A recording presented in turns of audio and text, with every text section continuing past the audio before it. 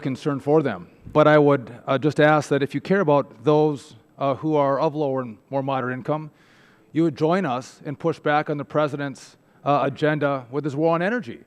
That's only costing us more jobs in America, that is increasing the cost of every American family to pay for energy within their home.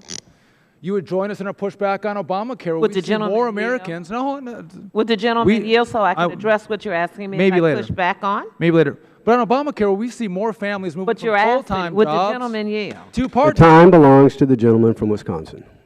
In Obamacare, we see more families, more heads of households moving from full-time jobs to part-time jobs, which is not helping our American families. They're hurting our American families. We see more rules and regulations coming from this administration that's offered us one of the longest and lamest recoveries since the Great Depression.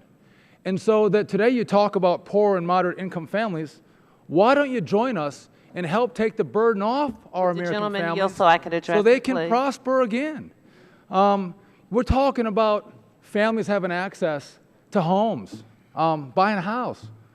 Well, you're sitting here and defending qualified mortgages, where we've learned that half of Americans won't qualify for a mortgage when this rule goes into effect. Question to me. We see premium capture that's going to increase our interest rates, potentially double interest rates on American families. And so you're setting up rules, regulations that are hurting American families, and I wish that you would join us to help the poor and moderate income families in all of our districts and stop the war on energy, stop the war on the middle class with regard to Obamacare, all the rules and the regulations. Help us push back on QM and premium capture.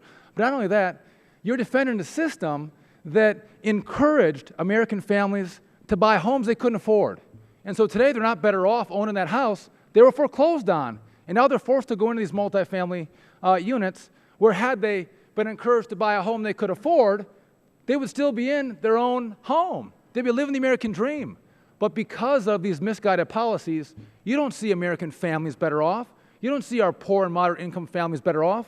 They're worse off. So to come in today and say you're standing with poor and moderate income families, I think is disingenuous. Because I look at the policies that my friends across the aisle are advocating for. They're not helping. They're hurting. With that, I would yield to the chairman. Would the gentleman be willing to yield a brief moment to the gentlelady from Ohio? I would. Thank you, Mr. Chairman. Let me respond by saying you are absolutely right that we are here to represent those who are poor. And just as you may do those attacks that are outside of path and you may think related, let me tell you about nutrition, that we stand with poor folks when we talk about taking $20.5 billion out of the Farm Bill. Let's talk about the war on women. Let's talk about economy and I'll reclaim my time, and I'll reclaim my time. I'll talk about SNAP all day long. Where we care about... me, no, so I'll now reclaim my time. If you're going to dish it out... Oh, I'll give it back. Let me tell you what. It's fine if you're going to dish it out. We care about putting food on the plates of kids who've fallen upon hard times in America, families that need help, who need a helping hand up. We want to help those very people. But what we've said is, listen, when we have people who are abusing the programs, people who shouldn't be on the programs, we're trying to get them off.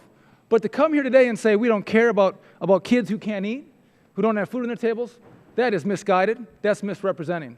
And the very people who need the help of the SNAP program that you reference are the very people who will be hurt if these programs go bankrupt.